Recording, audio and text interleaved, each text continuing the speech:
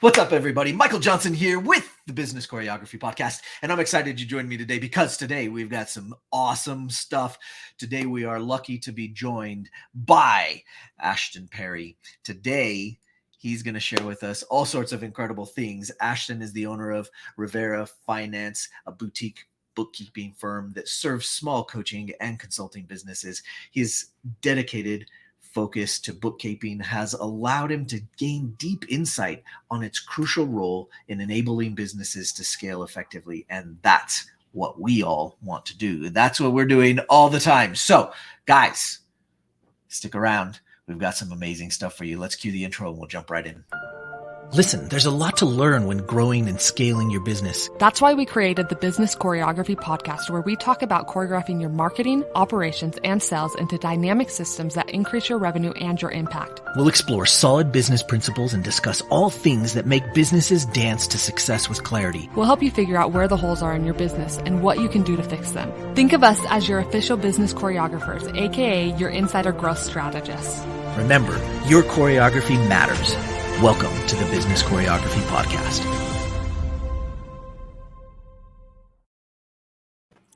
Ashton, thank you so much for joining us on the show today. Excited to have you here. Yeah, no, I'm looking forward to it. Looking forward to a good conversation, putting out some good information. So I'm ready to go. Awesome.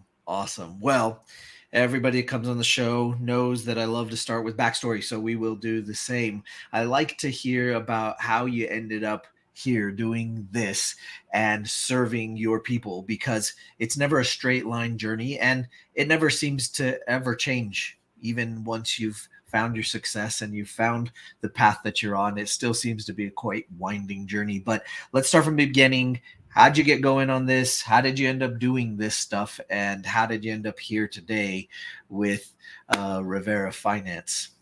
Sure. Yeah. I'll super brief. I'll get into just kind of like my background, childhood, growing up super quickly. Grew up pretty poor, so not great conditions. But because of that, I always had a natural obsession with finance because, you know, money was always a conversation in the home. And so that was something that's always just kind of stuck with my brain. And I mean, since as young as I can remember, it's always been something that I've been interested in. And so going into high school, I had the mission of becoming a financial advisor. So, you know, go through the college route, do all that stuff, become a financial advisor for families. Started the path, went to college. I got 2 years in, and then COVID happened. And I'm sure as everybody else experienced, it kind of reframed the way I look at things. Right. And so when that happened and I had time to reflect, I really looked into, like, what did it mean to be a financial advisor? And getting into it, talking about it, talking with people in the space, it wasn't where my heart was. It was a lot more of like sales and like selling product or services or things like that. And that's just not where my heart was, not the impact I wanted to make. Right. And so with a little bit of divine timing, I had a family member approach me, just talking about their problems with their business and the help that they needed. And so I kind of looked into it. It started out as like a virtual assistant role, or like just a general assistant, just, you know, like lightly categorizing things and stuff of that sort.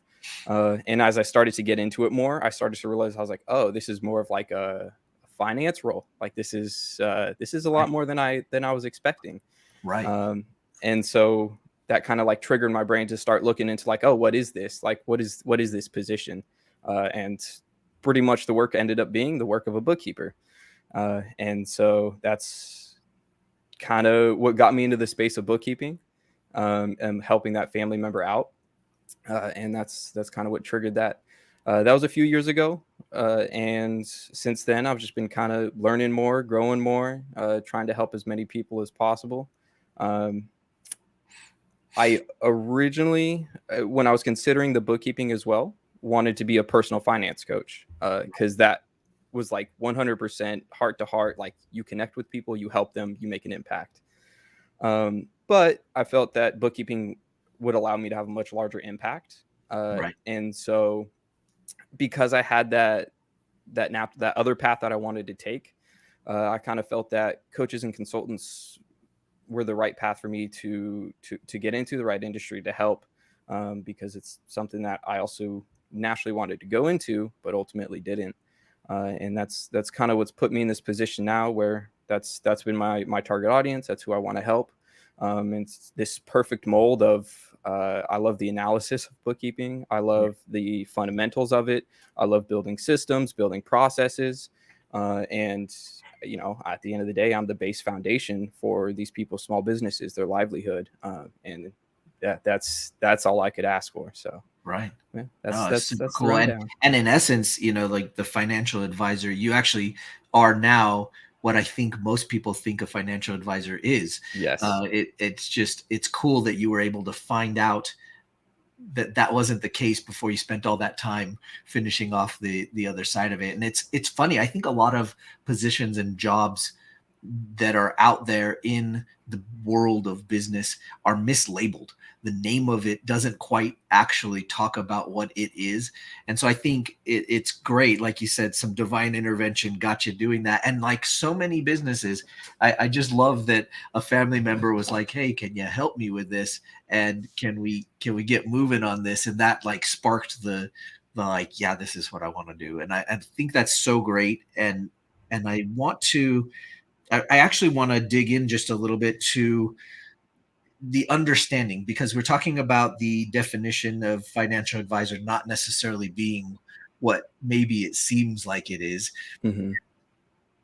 I want to talk about what a bookkeeper is and maybe understand a little bit more about the role that that plays in so many people's business, because I know from talking to a lot of businesses, they don't have bookkeepers and they should. They just don't have them yet. And I think there might be just a not an understanding of what it is and the value that comes behind that is needed. So let's talk a little bit about that definition and the role and what jobs are done in that space.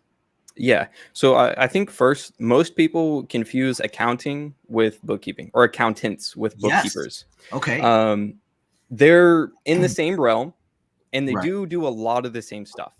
But the difference between an accountant and a bookkeeper, an accountant is also usually educated and can help on the tax end of things.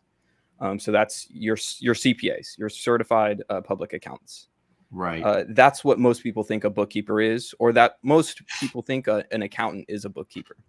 Right. You can separate those duties, and usually it's beneficial to separate those duties, meaning separating tax and accounting. Right. When you're in a small business, every dollar counts. Right. And so when you have a CPA doing your books, generally that means you're going to pay a higher fee Right. because they have their certifications.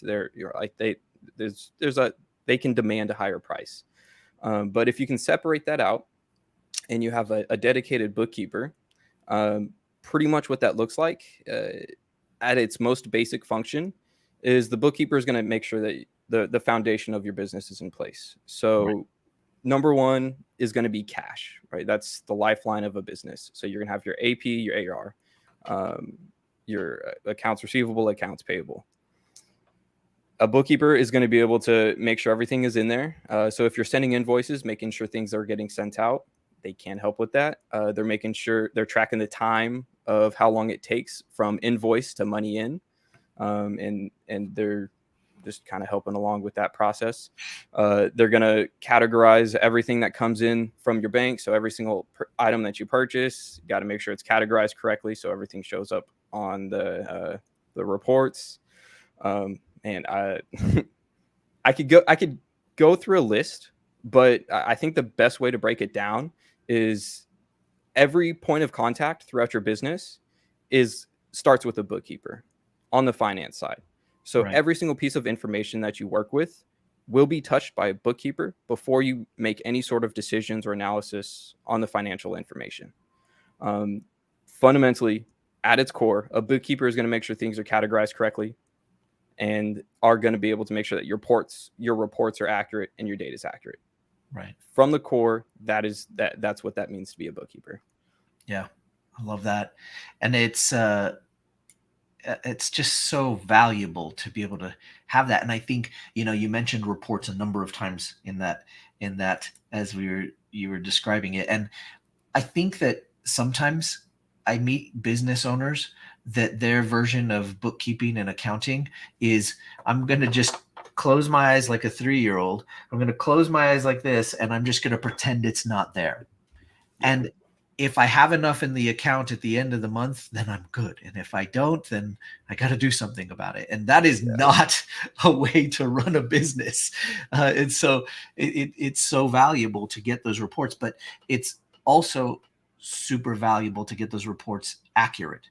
And that's where that categorizing that you're talking about and being able to put things in the right place really makes a difference. I want to take a quick tangent and digress for a second, because I know you have a lot that you want to share with us. But for a second, I want to talk a little bit about the difference between cash and accrual, because there's such a big challenge there. And you said you work with a lot of coaches and consultants and that end. And I know that's a thing that comes up, and I hear it a lot. I hear a lot of business owners going, I don't know. That's all like over my head. Like, which one should I do? How do I decide? Can we just talk about that for just a second before we dig into the next piece? Sure. Yeah. So, I mean, cash versus accrual, basically just two bookkeeping methods or accounting methods. Most of the time, I mean, in terms of the impact to your business, accrual is almost always better because it's much more accurate. The way accrual is going to work is if, say, you send an invoice and you did the work right when you send the invoice, you count that as getting paid then because the work is done. You're not going to count when the cash comes in. You count as getting paid when the work is done and the invoice is sent. That allows you to be a lot more accurate because then you can actually track cash flows and you can have a much better understanding of when cash is coming in and when the work is being done. Other than that, accrual versus cash, it can be beneficial in some ways when you're working with a tax professional, where you run your reports in a cash method, or you run your reports in accrual method, because those can have different effects on your tax implications. Right. So there were some instances where those, you might choose either cash or accrual, but overwhelmingly you should use accrual accounting methods, just because it's going to be a lot more accurate for your business. And like I said earlier, it's going to, I didn't say this earlier, but it's going to impact your reports. And the reports is everything that you're going to interact with in the finance world. You go to a bank, they're going to ask for your reports. You pay your taxes, they're going to ask for your reports. You need to make some large business decision, you're going to look at your reports. And having the accrual method for your accounting is going to allow that to be a lot more accurate. Right. That makes sense. Okay, so talk to me a little bit. We discussed this a little ahead of time because we wanted to share this with the audience, but talk to me a little bit about this idea that you wanted to share about hierarchy of finance, because I think this is a really important subject that we really have got to dig into. Sure. Yeah. So in the business world, I live in the finance space. So this is what I live and breathe. And so sitting in it, I'm also thinking of it as like an accounting professional in my own head of like, what is the ladder for me to grow into? Right. But in doing that, I was also able to kind of recognize and learn what the hierarchy of finance in small business is. Right.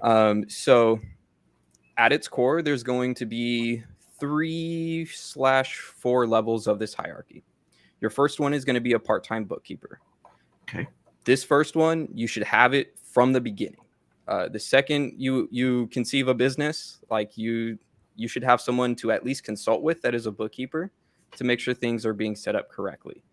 You don't have to pay someone monthly to do it for you. You can do it for yourself if you only have a couple of transactions, but just have someone to consult with at the minimum. Right. So that's level number one. Once you have that, you can get into, once your business is doing a couple $100,000 a year, you can get into something called a fractional CFO. A fractional CFO is going to actually use all the information that the bookkeeper was collecting and all the data that the bookkeeper was making sure was accurate. And the fractional CFO will actually start to take that data and make business decisions with it. So they can help you create cash flow projections. They can help you create budgets. They can help you plan for a major investment. And that's level 2. Next, you're going to get into step 3-ish is you'll have a part-time bookkeeper. Pretty much you can get away with one pretty much up until $1 million in revenue. Obviously, it's dependent on the complexity of the business and how much is going into it. But once you get into around $1 million in revenue, very generally, then you'll want to look into either a full charge bookkeeper or, if you're large enough, a controller. The difference between a part-time bookkeeper and a full charge is the full charge is also going to handle your accounts payable, your accounts receivable, your payroll, and some other smaller things. Now, the controller, is going to do all the same stuff, but generally the controller is also going to have the ability to sign off on payments. So if you don't even want to worry about paying bills or dealing with inventory and signing off on things, a controller will have the ability to actually sign off on things, pay bills on your behalf. And generally the controller will also be able to control or manage a bookkeeping team. Right. So far we have part-time bookkeeper, which anyone should have at every level at the minimum. Then you have a fractional CFO, which is going to be someone who actually works with you and uses the data that the bookkeeper generates. Then you'll get into a full charge bookkeeper or a controller, depending on the complexity of your business. And then lastly, you'll get into a full-time CFO. So this is going to be someone that oversees the entire financial functions in your business. This is a level that I don't really have much experience or can't talk to too much. So I'm just going to highlight it. But a full-time CFO is going to be someone that can also kind of act as a controller, but they'll oversee controllers. They'll do much higher level decision making and basically take the fractional CFO work and will do it tenfold. And so that's going to be kind of the hierarchy of finance in the small business. As you're growing, you'll generally start with a part-time bookkeeper, then you'll get a fractional CFO, then you'll move to a full charge bookkeeper / controller, then you'll move into a full-time CFO. I love that. And it's a beautiful map to really demonstrate where you're at. And so hopefully you guys listening are going, oh yeah, no, I definitely don't have that piece fit in. And correct me if I'm wrong, Ashton. I feel like I run across a lot of people, a lot of business owners that are still in that place of thinking that they are just fine doing the bookkeeping themselves. So talk to me about that mentality and that space, because they're thinking, well, I gotta save money, so I'll just do it myself. It's fine. It'll be all right. So talk to me about that mentality and some of the challenges with it and how we can get them out of that mentality and get the full benefit of having a full-time bookkeeper. Sure. Yeah. And I think this comes down to there's 2 different approaches you can take to your business. You can take a maintenance, I just want the business to run approach, or you can take I want to invest in this business. I want it to grow and I want it to scale. So usually the mindset that you said was that person is in maintenance mode. They're usually content with where the business is at, or they're stressed with where the business is at and don't really understand how else to move forward. Right. And so when you're in that maintenance mode, or if you have your back against the wall, it's just kind of like, whatever, this doesn't matter. I just need to make more money. Right. So usually the natural path is, well, let me go sell more people. Let me go hire someone so I can bring on more work. Let me do this or let me do that. And the problem is you're going to start to hit walls because you can't make those decisions strategically. Like you're not making informed decisions. You're just trying things out, which can only get you so far. Right. And so for that person, it's really important to adjust their mindset of what their goal is with the business. Like, do you really want to grow and scale? And do you want to be efficient with your business? Or do you want to continue to be stressed out, not know what's going on, can't figure out how to solve whatever problems you have? I mean, if you want to keep doing that, to each their own, right? To each their own. Right. You can do that. But doing the books yourself is, one, going to be time consuming. 2 is going to be a low leverage task, and 3 is not going to energize you. So time consuming, obviously time is money in any business. In the space that I work with, time is everything, because that's more time that you can have with your clients as a coach or a consultant. Right. Lost my train of thought. It was time. Oh man. Well, it's such a big deal. Like, you're talking about coaches and consultants, and it's such a big deal, that time scenario, because in so many instances, especially in that coach and consultant realm, they got into it and decided to be an entrepreneur and decided to have and run their own business. They maybe didn't think that it was going to be a business. They thought, oh, I'll just do some coaching and I'll get paid for it. Or they thought maybe it was just going to be smaller. But one of the things that ultimately ends up happening is that time gets sucked away by all the things that have to be done in a business. And from what I've experienced in talking with a lot of business owners, is that very few of them, except for the accountants that actually started an accounting firm, very few of them got into their business to be an accountant or a bookkeeper of any sort. They got in to do the thing that they love to do. And I think that that's huge. And then all of a sudden they find themselves doing the accounting and they're like, what is happening? I hate this.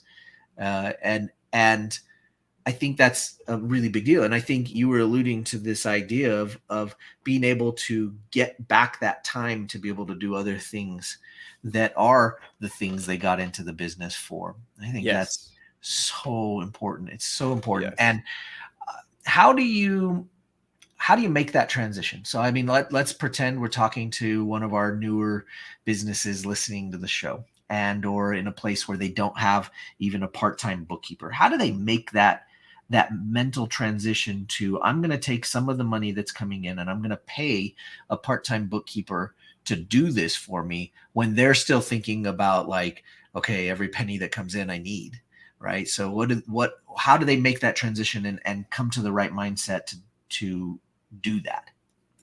Yeah. So, I mean, you're going to be basically trying to shift your head from a survival mindset to an abundance mindset, or scarcity to abundance. Right. In my experience, anytime you operate in a scarcity mindset, unless it's out of sheer need to survive, it is only a negative experience. It's only going to hurt you in your business, or whatever you're doing in life.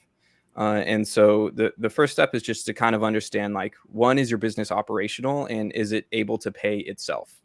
Like, that's number one. If you're making money and your business is able to pay yourself, then that's stress number one. That's covered. Like, there's nothing to worry about. Step number two is, can it pay you and cover your cost of living? In some situations, yes. In other situations, no.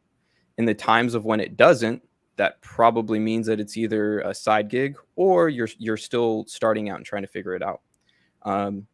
Sometimes you gotta dog it out. Like, you just gotta be a dog. You gotta find a part-time job to cover your bills and then work on the business in the meantime. Right. But those are the first two things that you really need to cover: is, can the business operate on its own? And then, can it pay me to live? Right. Those two things are going to put you in a scarcity mindset. It's going to be hard to get out of it if you don't cover those two things first. So number one is get that covered. Right. But once that's covered, and you really don't feel like, I mean, no matter what, you're going to have your back against the wall. It's kind of just part of doing business. That's the fun part, in my opinion. But once that's done, it's about reaching out to someone and just trying to have a conversation with people that know what they're doing and can kind of point you in the right direction. Right. Because the hard thing is like, you don't know what the right direction is if you don't know what's out there. Right. Like, you don't know that there's a better way of doing things. All you know is, like, okay, well, I've done what I've done to get here. And that's about it. Like, so you can't create a path to something that you don't know where you're going to. Right. So it's important to reach out to an accountant, a finance coach, just anyone, a business coach, anyone that can point you in the right direction. Right. And once you're pointed in that right direction, hopefully you can work with someone that actually knows what they're doing and can help you create that path. But yeah, you really got to cover the minimum of, can the business pay itself, and can you pay your bills. Because if you're just trying to survive, you can't make logical decisions. It's too difficult. Every penny that you have has to go to the business or to your wallet. Right. And so that's really important to cover those two steps first. Right. I love that. And so that kind of covers that first portion of the hierarchy. I want to dig into that next portion, which is that fractional CFO position. That to you and I is a normal sounding thing, but I feel like the concept of a fractional CFO is a newer concept, and it's fairly new on the scene. I mean, I could say that maybe 5 years ago that wasn't a thing, right? Yeah. Maybe it was, or maybe it was just getting started. But honestly, that wasn't a thing that a lot of people talked about. So, what is that space? You talked about 100K to 200K and a fractional CFO. What does a fractional CFO do that wouldn't be the full-time CFO coming into the business? Yeah. So this kind of goes into like how small businesses need to operate efficiently. And operating efficiently sometimes means that you need a professional only part-time. I'll paint an example like in a more simple way. When you are, say, starting out your business and like you have some administrative tasks that you just don't have the time to do anymore. So you hire out a virtual assistant. They're probably going to start out part-time because you don't have a lot of tasks to handle. So there'll be a part-time virtual assistant, or to match the term, there'll be a fractional virtual assistant. Right. And as you grow, that virtual assistant will take on more tasks because there will be more things that you don't want to do or don't have the time or energy to do that you hand off. And so on the finance end of things, you'll have some decisions like creating a budget is going to be really important as you start to scale and start to look to invest. That you don't need to pay someone $100,000 or $200,000 a year to do. Like it's not a full-time job. It's not full-time work. So you'll look for a fractional or a part-time CFO to fill in that role as your business is growing and as you're in that small trying to transition into medium-sized business. The fractional CFO will fill that role in and basically just be more cost-effective than it would be to have a full-time CFO. Yeah, I love that.